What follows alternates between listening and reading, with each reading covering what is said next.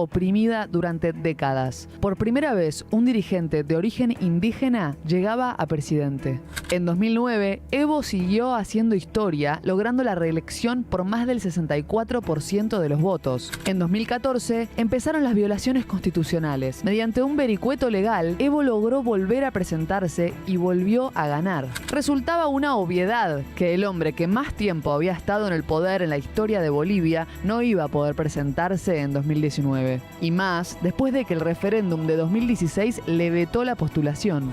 Respetamos los resultados, es parte de la democracia. Sin embargo, el Tribunal Constitucional lo habilitó y los argumentos empezaron a rozar lo insólito. Eso no es deseo de Evo, es deseo del pueblo. Con esta gran cantidad de sospechas se llegó a la reciente elección presidencial que derivó en un verdadero caos y que nadie sabe cuándo ni de qué forma terminará. 4 elecciones consecutivas ganamos en Bolivia.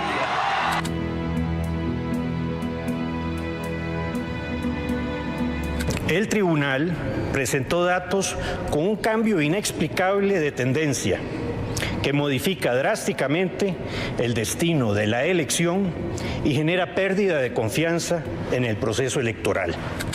Convocar a nuevas elecciones nacionales que mediante el voto permitan al pueblo boliviano elegir democráticamente a sus nuevas autoridades.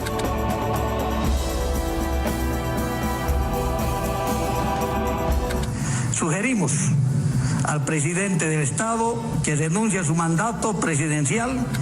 Lamento mucho este golpe cívico y algún sector de la policía puede emplearse para atentar contra la democracia. La lucha no termina acá.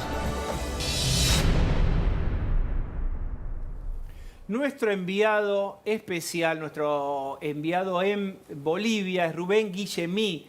¿Nos estás escuchando, Rubén? Sí, ¿cómo estás? ¿Cómo estás? ¿Bien? Bueno, ahí está, ahí te tenemos. Ahí tuerzo yo la... Bueno, contanos en este momento cómo está la situación. Mira, hay como 3 frentes. El frente de la calle está muy complicado. Yo estoy en el centro de La Paz en este momento y hay piquetes, avanzás una cuadra, otra cuadra, piquetes. Y también hay piquetes de los opositores y hay piquetes de los que están a favor de Evo. Así que está la ciudad paralizada por completo. La ciudad está paralizada, hoy no hubo tránsito, aquí en todo el centro no hubo tránsito. Bien, institucionalmente, ¿en dónde está, en qué lugar está parado Bolivia ahora? ¿Qué se está esperando? ¿En qué momento, en qué fase de qué proceso están? Claro, ese es el segundo frente, el frente político. En este momento la máxima autoridad civil del país es una senadora de un partido minoritario que se llama Jeanine Áñez. Pero ella es de un partido minoritario, ella dice que va a llamar a elecciones, ella era la vicepresidenta del Senado. Pero digo, para cualquier paso político que quieras dar en Bolivia va a ser a través del Congreso. El Congreso, por ejemplo, en el Senado tiene 25 de las 36 bancas. Y en diputados tiene 88 de las 130 bancas el partido de Evo Morales. ¿Vos te crees que el MAS va a permitir que una senadora de un partido minoritario de centro establezca ella un calendario electoral, que ella establezca que asuma como presidenta? Eso es lo que resulta muy difícil de creer que vaya a suceder en este momento en el frente político. Y como decías, tenés también el frente de los uniformados. Hoy a la tarde, hace un ratito, la policía pidió a las Fuerzas Armadas, a las Fuerzas Armadas que intervengan para pacificar al país. Lo pidió la policía, que también se amotinó desde el otro día. Así que está muy complicada la situación. Entonces vamos a resumir. ¿El Congreso está en una mayoría a favor de Evo o estaría alineado con las ideas de Evo Morales? Pero Evo Morales... Sí, ellos tienen mayoría absoluta. ¿Pero hay alguna alternativa de Evo Morales de volver al poder después de esto y de las acusaciones de fraude, etcétera? Lo que algunos dicen, algunos analistas dicen, bueno, Evo lo que quiere hacer es esperar que la presión de las calles, de sus partidarios, finalmente fuerce a buscar otro tipo de solución en la que él pueda tener parte. Lo que pasa además que en el partido de Evo no hay un segundo. Evo nunca formó cuadros alternativos. Así que es Evo o Evo para la gente del MAS, no es que es Evo o alguna otra persona. Entonces es medio un callejón sin salida desde el punto de vista político. Bueno, entonces a ver, vamos como a contar las fichas, digamos. Hay buena parte del Parlamento, del Congreso, que está a favor de Evo. Las Fuerzas Armadas, ¿en dónde están paradas en este momento? ¿A favor, en contra, divididas? Las Fuerzas Armadas fueron las que le sugirieron a Evo que se fuera del poder el sábado, el domingo fue. Así que ahí te das cuenta de dónde están paradas. Igual que las fuerzas policiales, que directamente las fuerzas policiales fueron más explícitas en pedir que Evo renuncie. Pero bueno, eso es como estar en este momento las Fuerzas Armadas. Y Evo gobernar sin las Fuerzas Armadas tampoco podría. Las Fuerzas Armadas dijeron, nosotras no vamos a reprimir al pueblo boliviano. O sea, vos lo que planteás es que había una idea de que, si bien por ahí no era Evo, hubiera alguien en su reemplazo, una suerte de Delfín, pero que a la vez, por las características del armado político de Evo y de tantos líderes de la misma naturaleza, si vos querés, populista Claro. en América Latina, no arman sucesores. Es decir, si quisiera poner un Delfín, Evo no tiene Delfín. No existe, porque Álvaro García Linera, que era el vicepresidente, no es un líder. Y la tercera en la línea de sucesión, que era Adriana Salvatierra, que era la presidenta del Senado, tampoco es una mujer con carisma. Las personas que, hay que decir la verdad, las personas que estuvieron alrededor de Evo y que tenían posibilidades de sucederlo, como fue en su momento el canciller Choquehuanca, Evo las fue separando. Es un líder muy personalista. Ha hecho maravillas en Bolivia, Evo Morales. Eso nadie lo puede negar, nadie te niega lo que ha hecho Evo en la economía de este país, en sacar a la gente de la pobreza. Ha hecho maravillas en este país, pero no ha formado cuadros dirigentes que puedan sucederlo a él por lo pronto. Bien, tenemos alguna información de que desde el Alto están bajando simpatizantes o gente que apoya a Evo Morales y que entonces ahí tendrías como una suerte de fuerza de choque y demás. ¿Cómo está la cuestión en la calle? Y vos, si quisieras poder... Recién estuve en la marcha de la gente del Alto, por lo menos hasta ahora eran gente pacífica. Los que estaban acá a pocos metros del hotel donde estoy, estuvieron marchando, estuvieron gritando contra la policía, que son sus enemigos. No sé, a la noche aquí siempre se ha puesto más difícil la cosa en todo el país, así que no sé lo que va a suceder de ahora en más. Esta marcha que hubo de gente del Alto hasta hace un rato fue pacífica, incluso medio como que se iban a acercar donde estaban los otros, después se volvieron. Pero bueno, sí está esta versión de que va a venir gente más violenta del Alto. Bien. Es la tercera ciudad de Bolivia, ¿no? Rubén, acá está Daniel Santa Cruz. Rubén, ¿cómo estás? Hola, Una de las versiones que circuló en las últimas horas, que teniendo en cuenta que el jefe del ejército era un hombre muy leal y cercano a Evo Morales, ese pedido de renuncia a Evo Morales haya sido acordado como para tener Evo una salida más elegante, es decir, víctima de un golpe y sino renunciante por la situación. Yo te digo que con los analistas que hablaban hoy me decían, nosotros no creemos que esto sea una renuncia real de Evo. Fíjate, un detalle me dijeron, fíjate que en ningún lugar dice que la renuncia es irrevocable. En el texto de la renuncia jamás dice que sea una renuncia irrevocable. Como que puede llegar a haber una estrategia detrás de todo esto para Evo también. Un retorno. No, entonces estamos llegando al corazón de nuestra charla. ¿Esto podría ser una estrategia para volver de otro modo? Y te abro a vos. ¿Cuál es tu mirada? Gracias, buenas noches. Es una estrategia posiblemente, como decían por acá, para fortalecerse. A ver, el problema de Evo Morales viene por lo menos desde el 2016, cuando él pierde justamente este referéndum que ustedes estaban señalando. Después del referéndum y todas las triquiñuelas que hizo, además del fraude en la elección, justamente esto de que se caiga el sistema para que de pronto él resulte ganador, nota y nos deja ver cómo pierde desde la última elección, que gana con más del 60%, a cómo va perdiendo poder, va perdiendo poder, va perdiendo poder. Entonces, hoy se encuentra en un callejón sin salida, donde la presión de las calles, justamente, es lo que es el elemento contundente, ¿no? Esas calles que lo habían apoyado a él desde el 2002, 2003, 2004, 2005, y en todos estos años que, evidentemente, empieza a haber un cambio en el humor social. Este cambio en el humor social no lo sabemos, tenemos que ver cómo se desarrollan los acontecimientos de los próximos días, ¿no? Pero no hay que descartar ninguna hipótesis en este sentido. Quizás hablamos hoy de golpe y mañana de autogolpe. ¿Por qué? Porque puede volver, como decía recién Rubén, fortalecido desde esta posición de decir, no, yo vuelvo a salvarlos porque la gente me lo está pidiendo. Dos notas, además de que la renuncia no es irrevocable, la Asamblea Legislativa se tiene que reunir y tiene que aceptarle la renuncia. Es decir, todavía estamos en una situación de completa acefalía de poder, ¿no? Porque toda la línea sucesoria renunció también. Con mayoría en el Parlamento. Y con mayoría en el Parlamento, exactamente. El partido de Evo tiene mayoría, como lo decían ustedes hace un rato. Pero a la vez, permítame para armar un esquema visual y que todos entendamos, y la gente que nos está viendo, y uno también entender, Parlamento, si querés, a favor, contalo. Pero vos tenés gremios que ya se han pronunciado en contra y le han pedido que se aparte a Evo Morales. Una gran parte de la población que está marchando o marchó en contra de las prácticas fraudulentas de Evo en forcejear la Constitución, los referéndums, el conteo de votos, etcétera. ¿Cómo resolvés esa cinchada? Mira, a ver, para vos, Rubén. Te menciono un dato más. Del otro lado no tenés ningún líder opositor. Carlos Mesa es un líder circunstancial. No hay nadie no hay nadie que le haga sombra a Evo en el lado opositor tampoco. Entonces ahí más compleja todavía de que si no es Evo, ¿quién? A Mesa lo apoyan ahora porque parecía que era el que tenía más posibilidades de ganar. Pero él de ninguna manera es una persona, es más, ni estos días él está al frente de las marchas.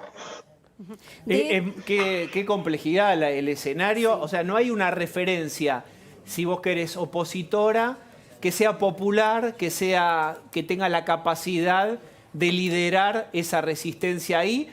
La resistencia, digo, o una votación dentro de la legislatura, ¿no? No hay. No, y de hecho yo te agregaría un elemento que tiene que ver con justamente... La Asamblea Legislativa me refiero. Claro, ¿no? Pero además vos fíjate que parte de la estrategia, en línea a lo que decía Rubén, es desprestigiarlo a Mesa, que es con quien él iba a pasar al balotaje. Entonces, en una situación incluso donde le acepten la renuncia y se hagan elecciones en los próximos 90 días, probablemente los dos candidatos sigan siendo Evo Morales, por lo que decían recién, de que él no tiene quien lo reemplace, es decir, no hay una figura de reemplazo dentro del partido de Evo Morales. Se vuelve a presentar Evo Morales, donde se pasa todos estos días desprestigiando y acusándolo justamente a Mesa de golpista, contra Mesa, que es con quien iba a ir a la segunda vuelta. Entonces digo, si uno lo quiere pensar políticamente, o hasta te diría maquiavélicamente, como jugada puede resultar extraordinaria. Le puede salir muy bien o le puede salir muy mal. A ver, sumemos la complejidad. Pablo Nopov. Bueno, es muy interesante la diferencia de reacciones de Piñera en Chile y de Evo en Venezuela. Porque el elemento central cuando tenés una crisis de este tamaño es donde vos pones el ancla, tu primer movimiento. Todos los movimientos de Piñera no alcanzaron, entonces fueron cada vez más grandes y el más grande no alcanzó. Por eso le siguen exigiendo la renuncia. Evo, contrariamente, define muy rápidamente movilizarse, es cierto, con presiones y lo que se avisora como un golpe de Estado, y se corre para que el desgaste sea de todos o especialmente de los otros. Con lo cual, de ahora en más quedarán los vericuetos legales y también una ciudadanía que va a querer ser custodiada y cuidada en los próximos días. Y ahí hay que ver si los que no son Evo pueden cuidarlos mejor. Si no apareciera alguien que los pueda cuidar mejor, Evo puede sacar indudablemente rédito de esta situación. Ahí va estando muy claro. Rubén.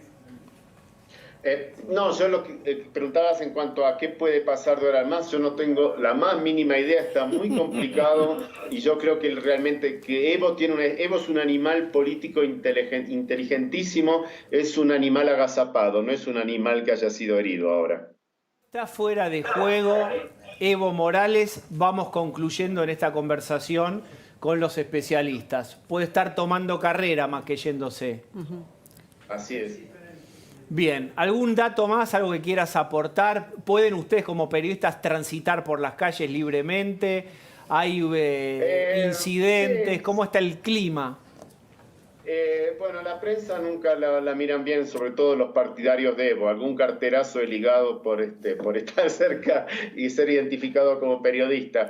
Pero sí, igual no a todos lados te permiten acceder en los bloqueos, la gente no siempre te deja pasar. Pero la gente de Evo no es tan a favor del periodismo.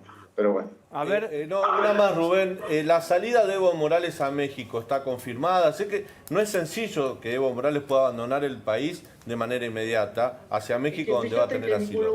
En ningún lugar también, no dijeron que se vaya a ir a México, dijo que recibe asilo político en México, lo cual quiere decir que tranquilamente puede ir acá a la embajada de México en Bolivia, no necesita irse a México para recibir asilo político en México. yo te hago esta pregunta. De 24 horas a esta parte, ¿Evo Morales está igual o más fortalecido? Y Evo se sacó de encima el peso de la ingobernabilidad. Él ahora, digamos, Evo ya no podía gobernar más. Entonces ahora ese peso ya no lo tiene.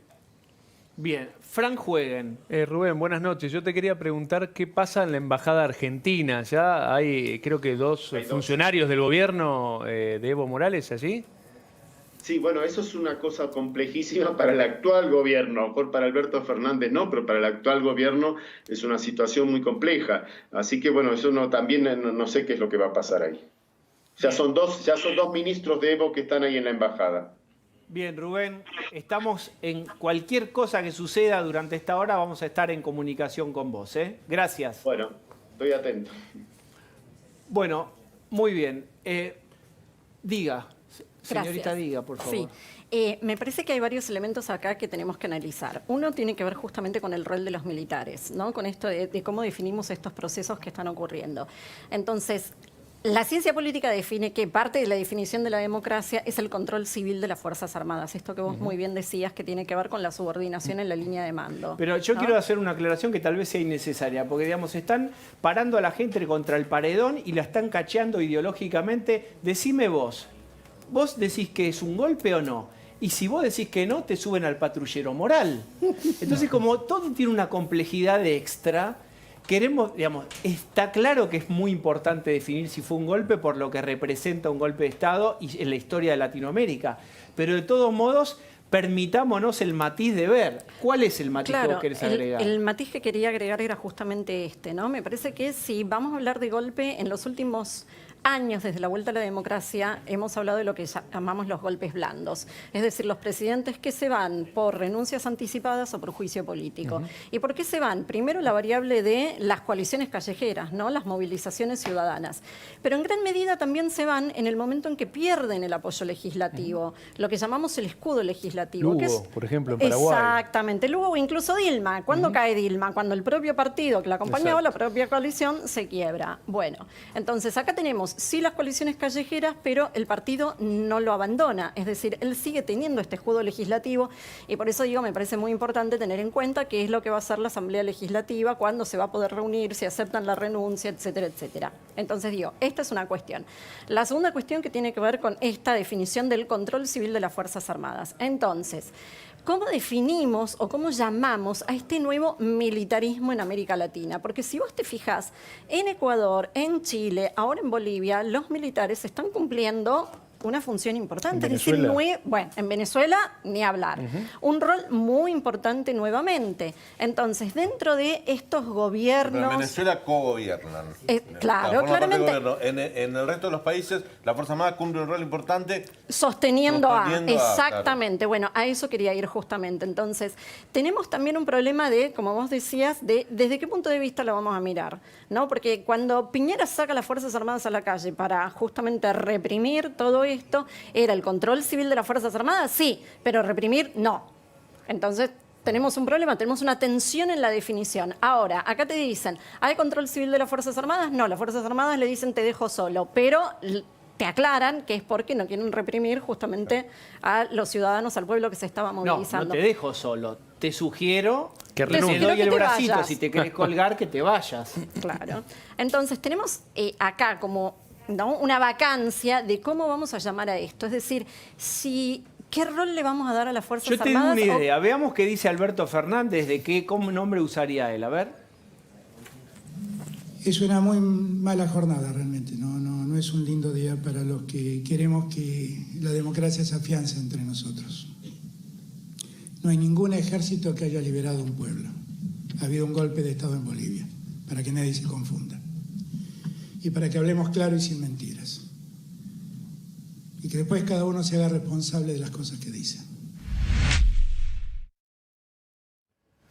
Bueno, ahí está cómo vamos nosotros de a poquito aterrizando en Ezeiza para tratar de vincular los juegos políticos o lo que representa, o si le da volumen, porque todo el tiempo la grieta te obliga a decir, ¿esto le da volumen político al nuevo gobierno de todos, encabezado por Alberto? Si pasa algo en esa dirección, lo infla. Y si no, si pasa al revés, se desinfla. ¿Es tan así, estimado Pablo Nopov?